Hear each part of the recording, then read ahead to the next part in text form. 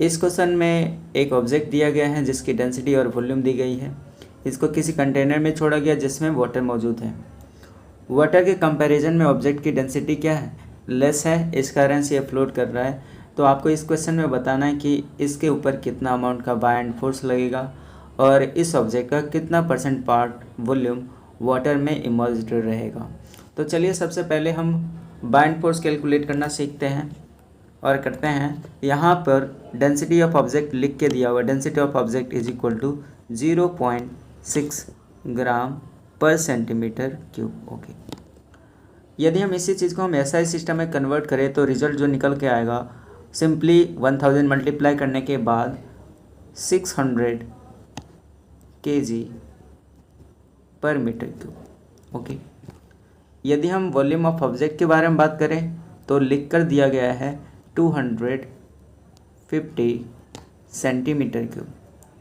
यदि हम इसको भी एसआई सिस्टम में कन्वर्ट करें, यदि हम इसे भी एसआई सिस्टम में कन्वर्ट करना चाहें तो क्या आएगा, हमको सिंपली यहाँ पे डिवाइड करना पड़ जाएगा 250 बाई 10⁻⁶, तो ये कन्वर्ट हो जाएगा मीटर क्यूब में।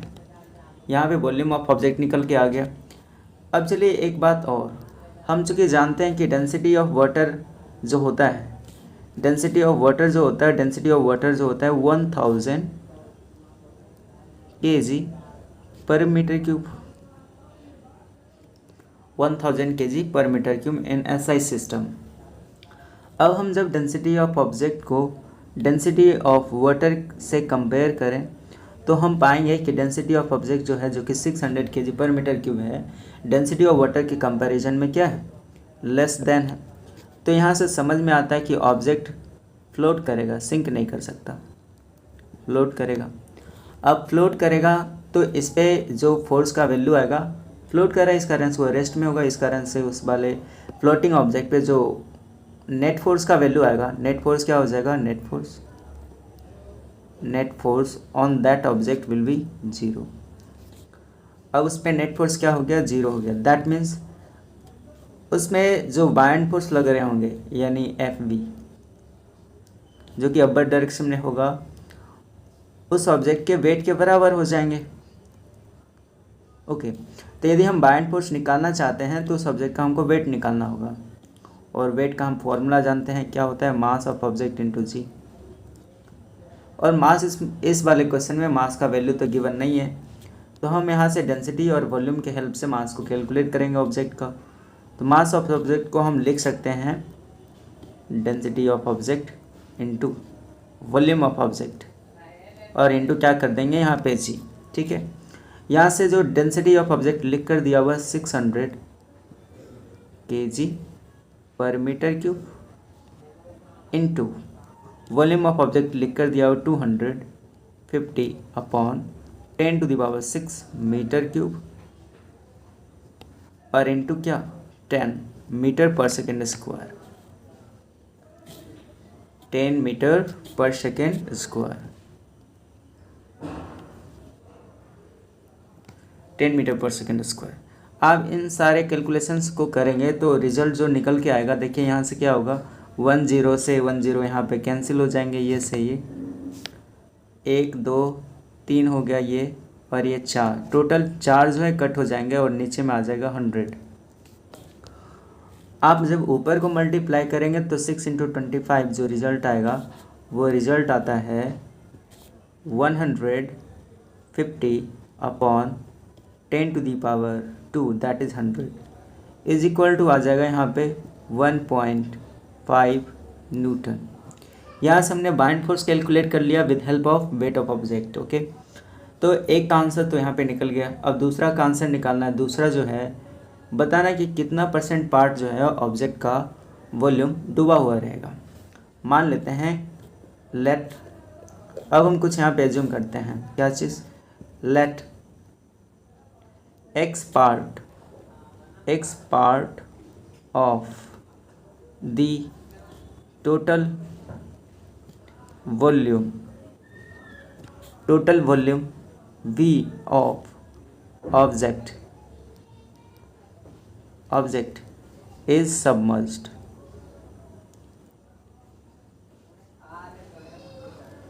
Is submerged into water. और इस तरह से हम फ्रैक्शनल वैल्यू यदि हम लिखना चाहें कि कितना सबमर्ज्ड हुआ है तो हम ऐसे लिख सकते हैं। क्या चीज़, जब एक्स पार्ट हमने मान लिया कि डूबा हुआ है तो हम फ्रैक्शनल वॉल्यूम इमर्ज जो लिख सकते हैं, फ्रैक्शनल वॉल्यूम इमर्ज्ड जो हम लिख सकते हैं ना, इमर्ज्ड जो लिख सकते हैं वो आएगा X Y P, X Y total volume of object, जिसको हम ऐसे भी लिख सकते हैं which is equal to density of object upon density of liquid that is density of water. यहाँ से हमको डेंसिटी ऑफ ऑब्जेक्ट भी मालूम है, डेंसिटी ऑफ वाटर भी मालूम है। जब हम यहाँ पे दोनों का वैल्यू पुट करेंगे तो हमें निकल के आ जाएगा fractional part of object which is emerged into the water. तो चलिए हम पुट कर लेते हैं और एक्स वाई का वी का वैल्यू हम निकाल लेते हैं। X Y V not is equal to density of object लिख के दिया 600 kg per metre cube upon density of water मालूम है 1000 kg पर मीटर क्यूब। जब आप कैलकुलेशन करेंगे तो यहाँ से कट जाएगा और यहाँ से कटने के बाद जो रिजल्ट निकल के आएगा वो आ जाएगा एक्स बाई वी का रिजल्ट आ जाएगा यहाँ पे X Y V is equal to 3/5, यानी 3 पार्ट ऑफ ऑब्जेक्ट का जो वॉल्यूम है वो डूबा हुआ रहेगा। तो यहाँ पे क्वेश्चन में कितना पार्ट डूबा हुआ है ये नहीं पूछ रहा है, यहाँ पे पूछ रहा है कि कितना परसेंटेज पार्ट डूबा हुआ है। तो परसेंटेज पार्ट इमर्ज्ड निकालने के लिए हम सिंपली 100 से मल्टीप्लाई कर देंगे फ्रैक्शनल पार्ट इमर्ज्ड में। तो यहाँ से जो रिजल्ट निकल के आ जाएगा परसेंटेज पार्ट इमर्ज्ड वो आ जाएगा, यहाँ पे लिखते हैं percentage part emerged is equal to आ जाएगा 3/5 इंटू कितना, 3/5 इंटू कितना 100। यहाँ से जो रिजल्ट निकल के आएगा वो कितना आएगा, यहाँ पे 20 टाइम्स में, तो यहाँ से आंसर आएगा 60%। दैट इज़ 60% ऑफ ऑब्जेक्ट जो है डूबा हुआ है। तो आई होप ये क्वेश्चन आपको अच्छे तरीके से समझ में आ गया होगा।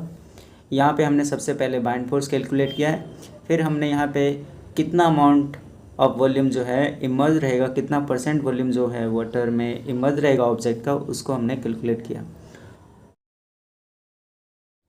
अब आपकी बारी। ऊपर दिए गए क्वेश्चन को आप खुद से ट्राई करें और आंसर कमेंट सेक्शन में ज़रूर दें। इस क्वेश्चन का सॉल्यूशन अगले वीडियो में मिलेगी एक नए क्वेश्चन के साथ। तो आज के लिए थैंक्स फॉर वॉचिंग।